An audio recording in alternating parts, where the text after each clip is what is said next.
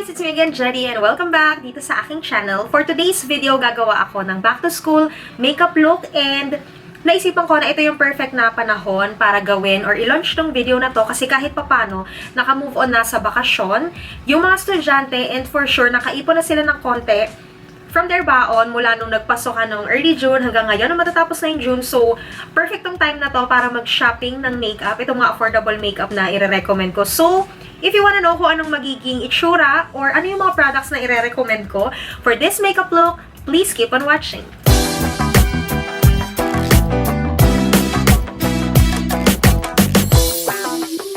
Okay guys, so first, mag-moisturize muna tayo ng face and ang gagamitin ko is itong Myra Fresh Glow Whitening Facial Moisturizer for shine-free look. Ayan siya guys, and meron akong nakahiwalay na video, ni-review ko tong product na to, so kung gusto nyong malaman yun, pwede nyo yun panoorin.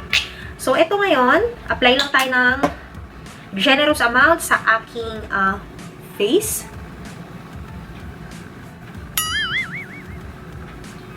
Next naman guys is gagamit tayo ng BB and CC cream. So ito na yung marirecommend ko. Itong Pond's BB plus CC cream. And ang shade ko dito is light. Ayan siya guys. So ito yung marirecommend ko para hindi naman sobrang plakado or pak na pak yung foundation nyo. At least ito medyo lightweight lang ng konti. And hindi sobrang halatang halata yung coverage na magagawa niya sa face nyo. So ganun lang din. Apply lang ng konti. And ang gagamitin kong pang blend is ang aking ng mga dali.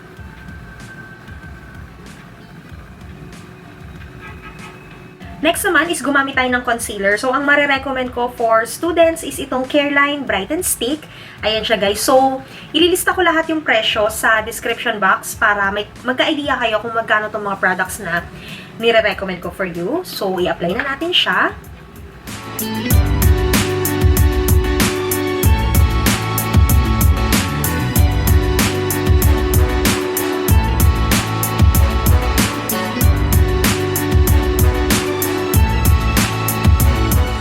Next step guys is magkilay tayo. So, ang gagamitin ko is itong from Careline and this is in the shade Taupe.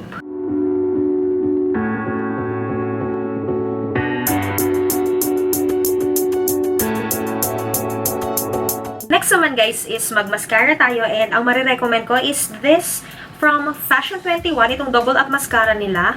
Ayan siya guys. So, isa to sa mga OG mascaras na talagang pinagkakatiwalaan ko pagdating sa lengthening ng aking lashes. And waterproof to. So, smudge-proof din. So, kahit anong gawin mo, actually hindi siya madaling matanggal. And kapag hinuhugasan mo na siya or tinatanggal mo na siya is parang kakaroon lang ng maliliit na itim-itim dyan. So, ibig sabihin yun, natatanggal na siya. And hindi talaga siya kumakalat or hindi ka magbumukhang panda dito sa mascara na ito. So, kahit sobrang luma na niya or sobrang tagal na niyang na-release yan, meron pa rin akong double up mascara from Fashion 21. And with that, ito, meron din ako from Shido. Ito yung eyelash curler na sobrang OG din. Since the beginning of time, ito na yung ginagamit kong eyelash curler.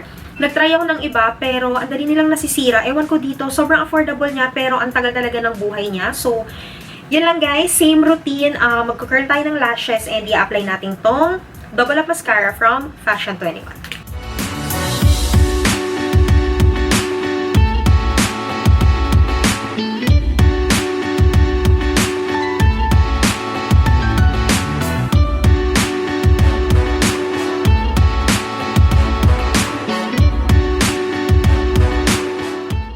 Okay guys, so next, mag-blush on naman tayo and I have so many recommendations pagdating sa blush on and isa dito is itong Careline Lip and Cheek Stain or Tint. Ayan, so may bagong shades tong mga to and I have a video din about these tints na talagang sinwatch ko siya, ginamit ko siya. So yun, pwede nyo rin panoorin yun. Ililink ko sa description box yung video. And another is this one from EB Advance. Ayan, so ito yung shade na Tipsy. Isa to sa mga favorite ko talaga among dun sa mga ni-release nila na lip and cheek stain. So, ayan, isa to sa marirecommend ko. And lastly is, again, under one brand pala itong mga blush on na ito is that ito namang color stick from Ever Belena.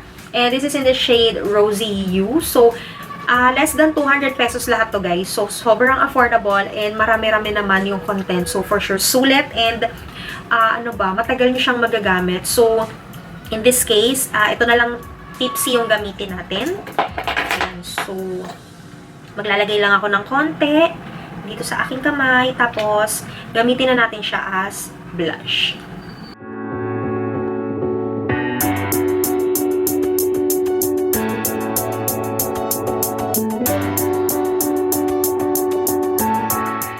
Next naman guys, is iset natin tong makeup na to. And ang gagamitin ko is itong Pond's Magic BB powder.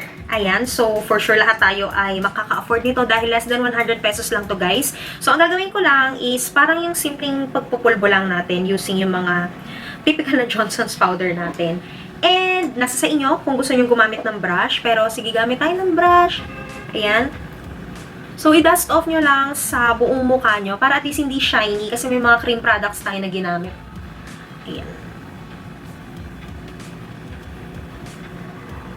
Maraming mga loose powder guys. So, kung may iba kayong gustong gamitin na loose powder or even yung mga regular na Johnson's baby powder, yung mga nasa white na packaging, pink, ganyan, blue. So, nasa sa inyo, guys. Next and the final step is magli-lip tint tayo, magli-lipstick or magli-liquid lipstick. Nasa sa inyo na yan, guys. Pero, ang gagamitin ko for this look is itong mga lip tint from Careline. And ang napili ko is yung aking favorite na Sweet Mocha. Again, this is 95 pesos lang, guys. So, sobrang affordable. And kahit isa or dalawa lang sa shades nitong limang to is sobrang perfect na for your need. And i-apply na natin siya diretso sa aking lips. Again, ito yung Sweet Mocha na shade.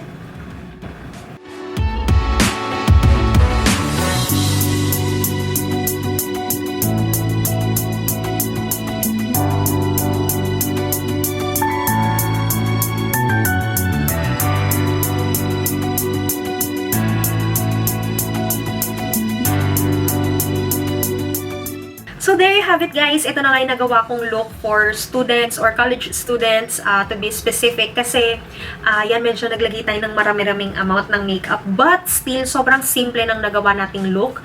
Plus, nag-add lang ako ng clip para neat yung itsura. Ayan, lahat yung ginamit kong products is very affordable. Mabibili siya halos sa grocery or sa Watsons para mas kumpleto. Yan, mag-Watsons na lang kayo. And for sure, may budget na kayo kasi medyo ilang araw or ilang weeks na rin yung nakalipas after ng pasukan. So, probably, hindi nyo ipinangkain lahat ng baon nyo and nakaipon kayo ng konti for makeup. So, yan lang guys. Sana nakatulong and sana nagustuhan nyo tong look na to. Again, sobrang simple lang. Huwag masyadong plakado ang makeup sa school para iwas sita sa guidance, sa principal, sa prefect of discipline, sino man yung naninita sa school nyo. So, ayan, sana nagustuhan nyo ang look na ito and magpapaalam na ako dahil gusto ko rumamba dahil nagustuhan ko ang makeup look ko na ito. Hindi lang siya perfect for school, even for everyday.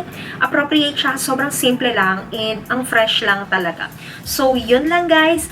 Thank you sa inyong panonood. Magkita-kita tayo ulit sa mga susunod kong video and don't forget to subscribe dito sa aking channel and yun lang guys. Bye!